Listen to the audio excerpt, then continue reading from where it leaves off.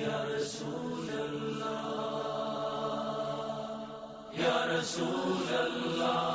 اللہ الرحمن الرحیم نحمدہ و نصلی علی رسولہ الکریم. محترم ناظرین و سامعین، السلام علیکم ورحمۃ اللہ. ہیلتھ ٹی وی کے سلسلے وار پروگرام طب نبوی صلی اللہ علیہ وآلہ وسلم کے ساتھ آپ کا میزبان ڈاکٹر ناظر حسین حاضر خدمت ہے. ناظرین، قرآن اور احادیث میں موجود امراض کی ادویات، ان کی معلومات اور امراض میں ان کے استعمال، ان معلومات پر مبنی اس پروگرام طب نبوی صلی اللہ علیہ وآلہ وسلم کا یہ سلسلہ گزشتہ کچھ اشروں سے جاری ہے، اور آج ہمارا موضوع ہے امراض گردہ، سنگ گردہ یا رینل کیلکولس. رینل کیلکولس یعنی گردے میں بننے والی پتھریاں اور ان کا علاج.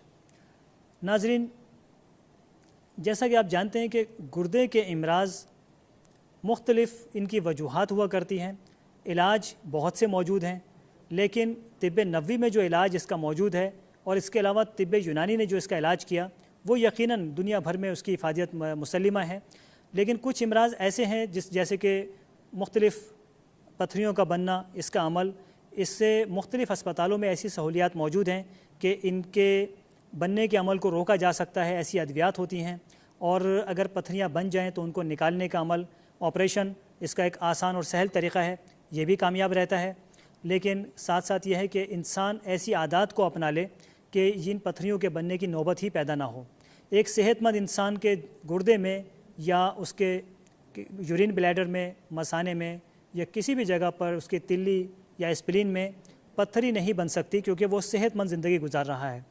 اگر ہم اسلام کے اصولوں پر زندگی گزاریں تو یقیناً پتھریاں بھی نہیں بنیں گی، گردوں کے امراض بھی پیدا نہیں ہوں گے، بلکہ جو دیگر امراض ہیں جسم میں، جیسے کہ ڈائبیٹک ہے اور کینسر تک کی ہم بات کرتے ہیں، کہ یہ امراض بھی انسان کو لاحق نہیں ہوں گے. تو انشاءاللہ گردہ، اس کے امراض، اس کے مختلف علاج، اس پر ہماری گفتگو آج جاری ہے. انشاءاللہ تعالی قرآن اور حدیث کی روشنی میں ہم اس کا علاج آج آپ کے نظر کریں گے. ناظرین، یورک ایسڈ یا یورک ایسڈ سے بننے والی پتھریاں یہ ان لوگوں میں زیادہ ہوتی ہیں جو گوشت زیادہ کھاتے ہیں. یعنی گوشت کا زیادہ کھانا، سبزیوں سے اعتراض کرنا اور سست اور آرام دہ زندگی گزارنا، یہ یورک ایسڈ سے بننے والی پتھریاں اس کی نشانی ہیں. دوسری چیز ہے کہ اگر اس طرح کی ڈائگنوسس ہوئی ہیں کہ جس میں یورک ایسڈ یا یورک کے جو یہ کیلکولس ہیں یہ پائے جا رہے ہیں، تو ایسے لوگوں کو ظاہر ہے کہ گوشت سے اعتراض کرنا ہوگا اور سبزیوں کی طرف آنا ہوگا. بلکہ 10 دن تک یہ کہا جاتا ہے کہ 10 سے 15 دن تک وہ بالکل گوشت سے بالکل احتراز کریں. اور ظاہر ہے کہ جو گوشت کے حوالے سے جو کچھ ٹاکسنس جسم میں گئے ہیں، گوشت ایک ایسی چیز ہے جو اندر جا کر 90% ہمارے جسم کا حصہ بن جاتا ہے. اب اگر وہ گوشت صحت مند تھا تو ظاہر ہے کہ صحت مند ماحول جسم میں پیدا ہو رہا ہے. اگر وہ گوشت بیمار تھا، کسی گائے کا گوشت تھا، جو گائے کے زیادہ گوشت کھانے والے ہیں، ان کے ساتھ بھی یہ مسائل بہت زیادہ ہوتے ہیں. ایک کالر ہمارے ساتھ ہیں. السلام علیکم. وعلیکم السلام جی، اپنا اور شہر کا نام بتائیے. میں مسز وسیم بات کر رہی ہوں، کراچی سے، گلشن اقبال سے. جی ڈاکٹر صاحب، مجھے سارکوائڈوسس ہے. اچھا. سارکوائڈوسس جس میں کہ سارے آرگنز انوالو ہوتے ہیں جی. اور امیون سسٹم جو ہے بالکل ختم ہو جاتا ہے. تو میں اچھا. 5 سال سے جو ہے اسٹیرائڈ پہ ہوں، اور اس کا مطلب کوئی میں ہے طب یونانی میں کوئی علاج ہے کہ اسٹیرائڈ سے مجھے چھٹکارا ملے، کیونکہ اس کے جو سائڈ افیکٹس ہیں وہ بہت زیادہ کر رہے ہیں ڈیمیج. جی. کیونکہ بیسک تو یہ بیسیکلی جو ہے لنگس کی بیماری ہے، لیکن اس میں سارے آرگنس جو ہے انوالو ہوتے ہیں، آئز بھی، جوائنٹس بھی، کڈنیز بھی. جی. جی. جی. اور لنگس سے میرے فائبروسس ہے جی. جو کہ ریورسیبل ہوتا ہے. تو میں اس کا کوئی علاج پوچھنا چاہ رہی ہوں آپ سے کہ کل ویسے تو میں کرنا چاہ رہی تھی لیکن کل بات نہیں ہو سکی تھی. جی. تو آپ ذرا کچھ ڈیٹیلس میں بتائیں مجھے. ضرور میں عرض کرتا ہوں اس بارے میں. بہت شکریہ آپ کی کال کا.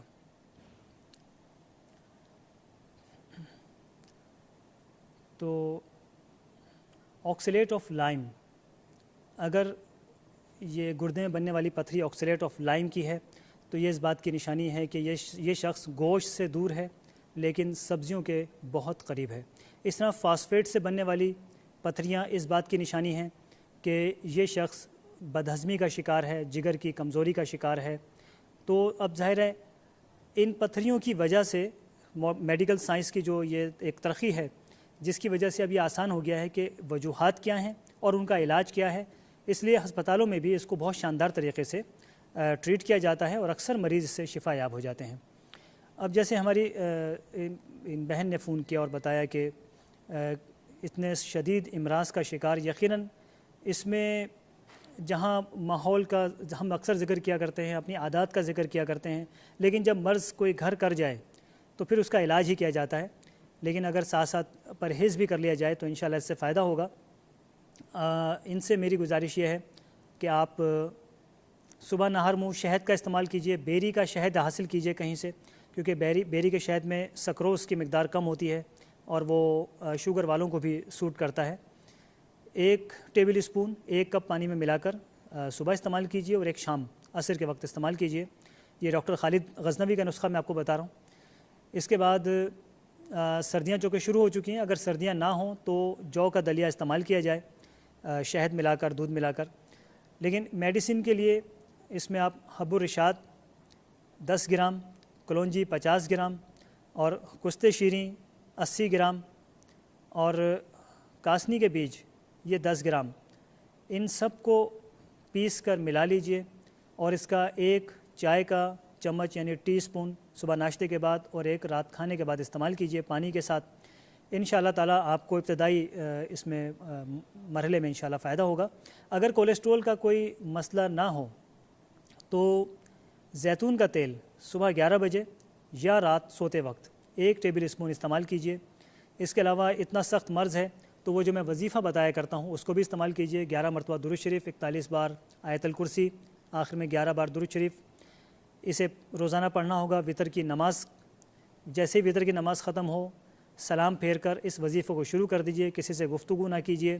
41 دن تک انشاءاللہ کریں گے، اس مرض سے روحانی طور پر بھی اللہ تعالیٰ شفا عطا فرمائیں گے، اور جو ادویات آپ جو بھی استعمال کریں گے اللہ تعالیٰ ان ادویات میں بھی اثرات عطا فرمائیں گے اور آپ انشاءاللہ شفا یاب ہوں گی۔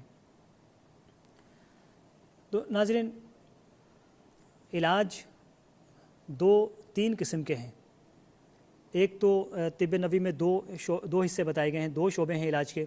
ایک تو یہ ہے کہ ادویات سے علاج کیا جائے اور دوسرا ہے قرآن سے، کیونکہ قرآن اور شہد سے شفا حاصل کرو یہ حدیث مبارکہ بھی ہے، اور شہد سے مراد وہ فزیکل میڈیسن ہے اور قرآن سے مراد روحانی میڈیسن ہے، یعنی قرآنی آواز یا قرآنی تلاوت کی جو آواز ہے وہ بھی، جیسے ہم پہلے بھی عرض کر چکے ہیں کہ وہ جسم میں جا کر میڈیسن میں تبدیل ہو جاتی ہے۔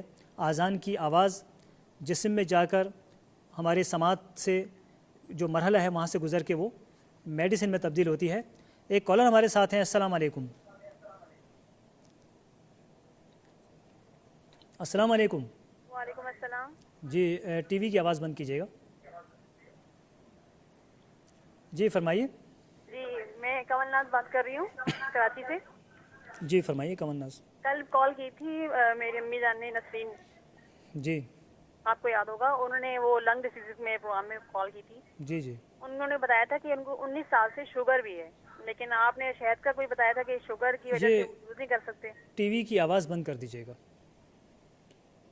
یہ آواز بند کرو امی۔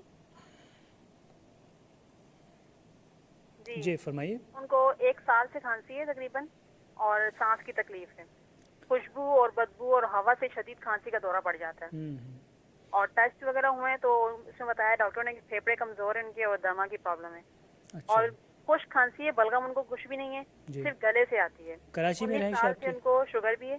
کراچی میں رہائش ہے؟ جی جی۔ کراچی کس علاقے میں ہے؟ بلدیہ میں۔ اوکے، سمندر کے قریب ہیں آپ؟ جی۔ اچھا۔ اور ان کو بلغم نہیں ہے، صرف گلے سے آتی ہے، خشک کھانسی ہے اور شدید دورہ پڑ جاتا ہے اکثر اوقات، اور ان کو شوگر بھی ہے 19 سال سے، انسولین بھی یوز کر رہی ہیں اور میڈیسن بھی کھاتی ہیں۔ ٹھیک ہے، اس میں امپورٹنٹ بات یہ ہے کہ کل کا تو مجھے یاد ہے، بس یہ کہ شوگر کا مجھے نہیں معلوم تھا، میں اس بارے میں انشاءاللہ عرض کرتا ہوں۔ بہت شکریہ آپ کی کال کا۔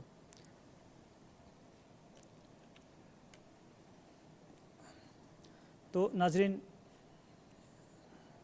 کڈنی کے حوالے سے اگر آپ کے پاس کچھ سوالات ہوں تو ہمیں بہت خوشی ہوگی کہ تاکہ موضوع کے لحاظ سے ہم اس پروگرام کو آگے لے کر چلیں اور ان لوگوں کا بھلا ہو جو کسی وجہ سے کال تو نہیں کر پا رہے لیکن وہ اپنے امراض اور ان کے علاج کو سن پائیں گے اس بہانے. تو آپ سے درخواست ہے کہ جو کڈنی ڈس آرڈرس کے مریض ہیں وہ ہمیں ضرور کال کریں. ان صاحبہ نے بتایا کہ دوسرے امراض کے ساتھ جو امپورٹنٹ یہ ہے کہ شوگر ہے اور دمہ ہے.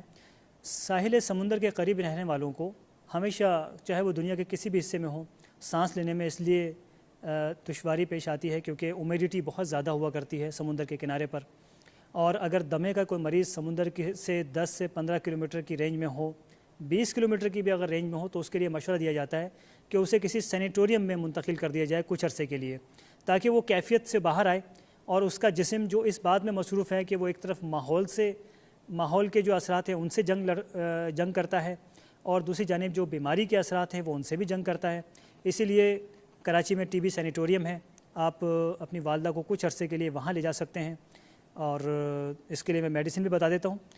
ایک کالر ہمارے ساتھ ہیں. السلام علیکم. ہیلو السلام علیکم ڈاکٹر صاحب. جی وعلیکم السلام. ڈاکٹر صاحب آپ کا ٹاپک تو بہت اچھا ہے کڈنی کا, میرے کچھ جاننے والے جیسے ان کو ہے, لیکن میں بہت دنوں سے ٹرائی کر رہی تھی آپ کے فون کے لیے. جو وٹیگو جو ہوتا ہے جس کے وائٹ پیچز ہوتے ہیں جیسے برس بھی بولتے ہیں, جی جی جی ڈاکٹر صاحب آپ نے اس ٹاپک میں بہت دیر سے دیکھ رہی ہوں, آپ ذرا اس پہ کچھ بات کریں. میری والدہ کو بھی ہے اور اس کو پھر کیا اس کا یہ ریئلی میں اس کا علاج ہے, یہ ٹھیک ہو جاتا ہے اور کس وجہ سے یہ ہوتا ہے ڈاکٹر صاحب, اور اس کے لیے کیا کرنا چاہیے ہمیں؟ ضرور ضرور. ہم اتنے سال سے اس کے لیے ڈھونڈ رہے ہیں, پریکٹس کر رہے ہیں, میڈیکلی بھی کیا ٹرائی, لیکن ڈاکٹر صاحب یہ چیز ٹھیک نہیں ہوتی. کیا آپ بتا سکتے ہیں پلیز؟ آپ کی بہت مہربانی ہوگی.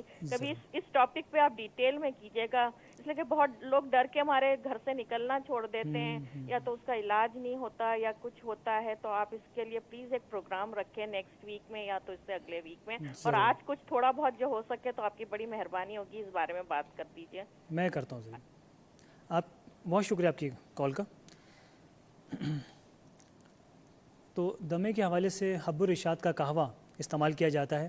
ایک چائے کا چمچ حب الرشاد اگر اسے کوٹ لیا جائے تو اس کی افادیت میں اضافہ ہو جاتا ہے. 1 کپ پانی میں ملا کر اسے اسٹیل کی پتیلی میں بوائل کر لیا جائے, جیسے جو شاندہ بنایا جاتا ہے. 2 منٹ بوائل کر کے اسے اتار لیجئے, فلٹر کیجئے اور اس میں شہد ملا لیجئے. اگر اسے آپ خالص پئیں گے تو بھی اس کے فائدے ہیں, اس میں شہد ملا لیجئے. لیکن چونکہ آپ نے بتایا کہ شوگر ہے, بیری کا شہد آپ استعمال کر سکتی ہیں اس میں, اور بیری کے شہد کو بھی 1 ٹی اسپون کے قریب آپ اسے استعمال کیجئے. اس پیالے میں ملا کر اپنی والدہ کو صبح اور شام پلائیے.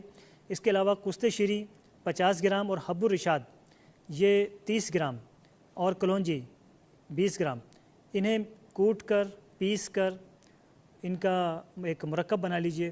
اور اس مرکب کو اگر شوگر نہ ہوتی تو ہم شہد میں ملا کر اس کو دیا کرتے ہیں, جس سے جلد فائدہ ہوتا ہے. لیکن آپ چونکہ شوگر ہے لہٰذا آپ اسے پاؤڈر فارم میں 1 چائے کا چمچ صبح ناشتے کے بعد اور 1 چائے کا چمچ رات کے کھانے کے بعد استعمال کیجئے.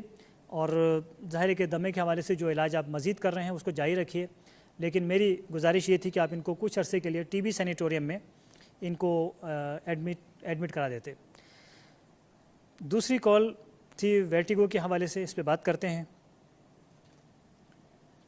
ویرٹیگو جلد کی ایک ایسی بیماری ہے جس میں جلد کے کچھ حصوں سے وہ خلیات مردہ ہو جاتے ہیں جو ہماری جلد کو ایک کلر دیا کرتے ہیں, جن میں میلانن بھی شامل ہے اور دیگر کلرز جو کہ مل کر ہماری اسکن کو مختلف رنگ اور خوبصورت رنگ دیا کرتے ہیں.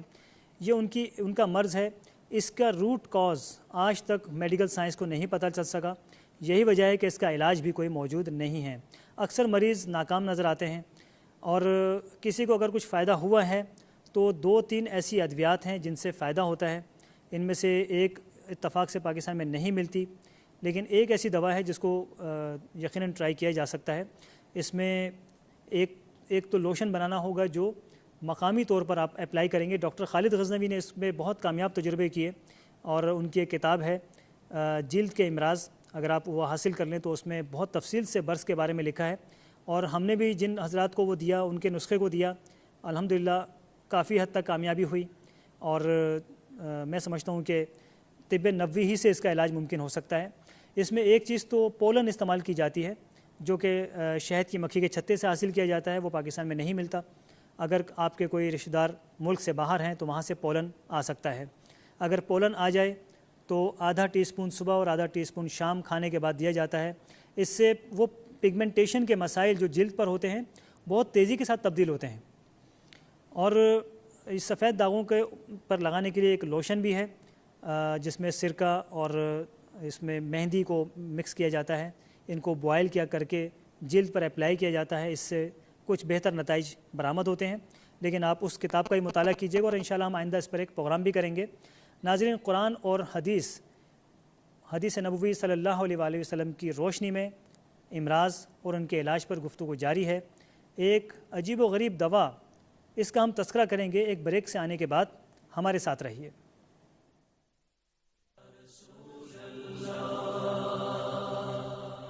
یا رسول